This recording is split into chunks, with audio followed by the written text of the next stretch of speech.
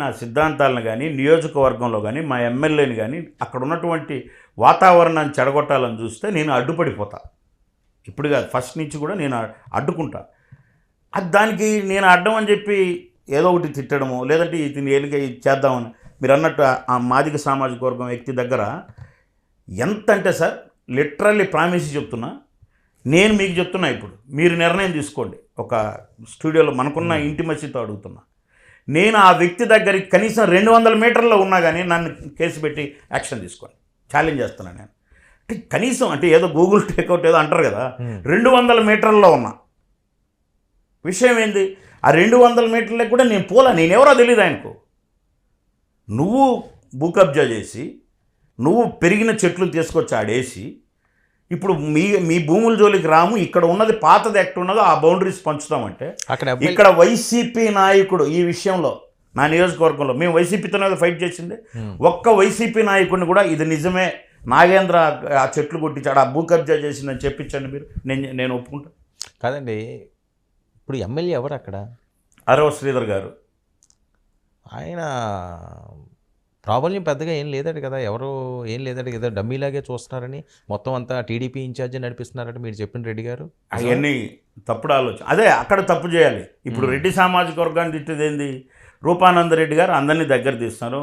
By మేము కూడా బాగున్నాం ఆయనతో.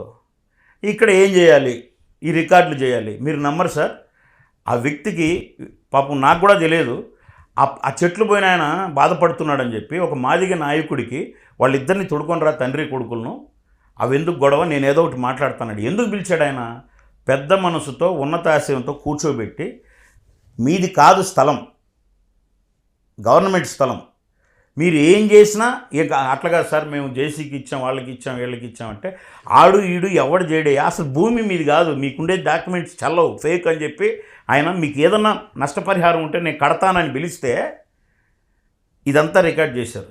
వాడు ఈడు సార్ కామన్గా ఇప్పుడు మీరు, నేను చెప్పాను సార్ వర్మ గారు, మీరేమంటారు, మా వాడుక భాషలో వాడు ఈడు ఎవడు చేయపో అన్నాడు ఆయన. వాడు అంటేనే కలెక్టర్ గారిని వాడు అన్నాడు, అది రికార్డు. వాళ్ళ వాళ్ళ వాళ్ళ ధైర్యం, వాళ్ళ యొక్క నియోజకవర్గంలో అవినీతి చాలా ఎక్కువగా జరుగుతున్నది నిజమా? వైసీపీతో పోల్చుకుంటే 1% కూడా లేదు. అత్యంత నీతి నిజాయితీగా వెళ్తుంది. ప్రతి సీఎంఆర్ఎఫ్ చెక్ వాళ్ళ ఇంటికి వెళ్తుంది. 24/7 పనిచేస్తున్నాడు ఎమ్మెల్యే గారు. 24 అంటే నేను సీఎంఆర్ఎఫ్ చెక్లు 40-50 వస్తాయి సార్. యాక్చువల్గా ఒకసారి ఆఫీస్కి పిలిచి ఇస్తారు. 40-50 ఎప్పుడు వచ్చినా సరే వాళ్ళ ఇళ్ళకి వెళ్ళి ఇస్తున్నాడు సీఎం గారు, ఎమ్మెల్యే గారు ప్రత్యక్షంగా ఇంటికి వెళ్ళి ఇస్తున్నాడు. నాగేంద్ర గారు ఏడాదిలో మీరు అనుకున్న కళ నిజమైంది, 10 సంవత్సరాల నిరీక్షణ, ఎంత సంపాదించారు? ₹1 సంపాదించలేదు. నేను అదేంటి కోట్లు అదే నేను చెప్తున్నాను సార్, నేను మా నాయకుడికి కూడా చెప్తాను. నేను మీరు కోటి సంపాదించారు, ఎలక్షన్ టైంలో అన్నారు 2 కోట్లు ఇచ్చారు, 5 కోట్లు ఇచ్చారు, ఉన్నట్టు సార్ 2 కార్లు ఇచ్చారు. కార్లు అంటే జాతర కార్లా, బీరువాలో పెట్టుకునేటివి తిరుగుతాం కదా సార్. 100% మీరు ఇన్ఛార్జిని అడగండి, ఇప్పుడేం చెప్తున్నా నేను, ₹1 మన వాళ్ళు ఎవరో వచ్చి మన టీం కొన్ని ఎలక్షన్ కనుగొన అంటే రేపు పొద్దున్నే మనం విలువ కోల్పోతాం. ఇన్ని రోజులు బ్రతికాం చిరంజీవి గారి కోసం, పవన్ కళ్యాణ్ గారి కోసం, ఇట్లా ఇప్పుడు మన డబ్బులు పెట్టి ఇన్నేళ్ళు బతికాం సార్. 52 ఏళ్ళు వయసు సార్. 12వ సంవత్సరం నుంచి ఆ ఫ్యామిలీని నమ్ముకొని ప్రజారాజ్యం నుండి జనసేన ఉన్నాము. ఇప్పుడు మళ్ళీ మనం మహా అంటే మేము 10-20 మంది స్థానికంగా స్ట్రాంగ్గా ఉన్నాము. 2 కోట్లు ఇస్తే తలా 10 లక్షలు 20 లక్షలు వస్తుంది. ఆ 20 లక్షలు తీసుకుంటే మనం ఉనికిని కోల్పోతాం.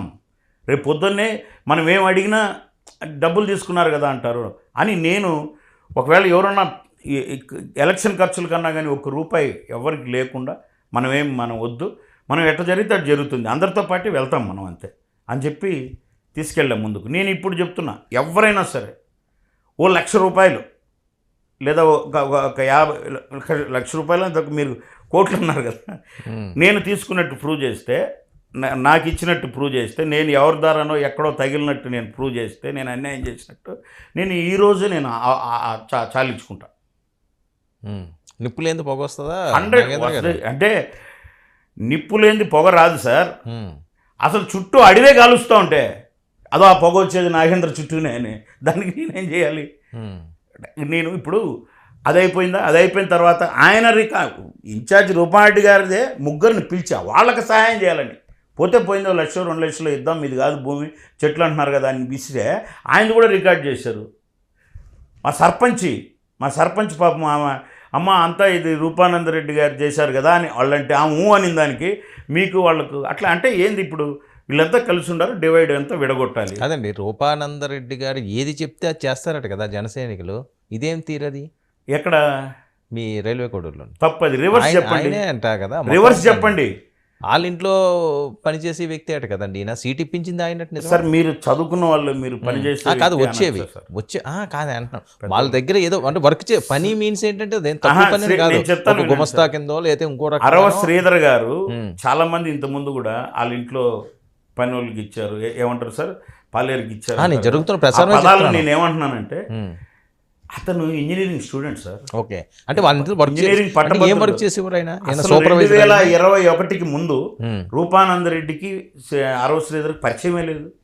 మరి ఎలాగ వచ్చింది చెప్తాను సార్, అది కూడా చెప్తాను. అరవ శ్రీధర్ అనే వ్యక్తి ఒక విఆర్ఓ కుమారుడు, వాళ్ళ నాన్న కూడా విలేజ్ రెవెన్యూ ఆఫీసర్ కొడుకు, ఒకే కొడుకు, బాగా చదివించుకున్నారు. చేసి ఉద్యోగం చేస్తుంటే ఊర్లో సర్పంచ్ ఎలక్షన్ వస్తే ఈయన రూపానందరెడ్డి గారు ఒక సర్పంచ్ మనం ఒక యువకుడిని పెట్టి బాగా యాక్టివ్గా పనిచేయించుకోవాలని తిరిగే టైంలో పలాని విఆర్ఓ కొడుకున్నాడు కదా అని అప్పుడు పరిచయం వాళ్ళకి అంతే 2021లో. సో ఆయన దగ్గర ఏ వరకు చేయలేదు, ఏం పని చేయలేదు. పిలుచుకొని నిన్ను సర్పంచ్గా పెడతాను అన్నాడు. సర్పంచ్గా నిలబడ్డాడు, గెలిచాడు. ఇంకా ఇప్పుడు సర్పంచ్ గెలిచాక వాళ్ళు కలిసే తిరుగుతారు కదా సార్. అంటే 2022 సర్పంచ్ అంటే 2024లో కదా సార్ పోటీ.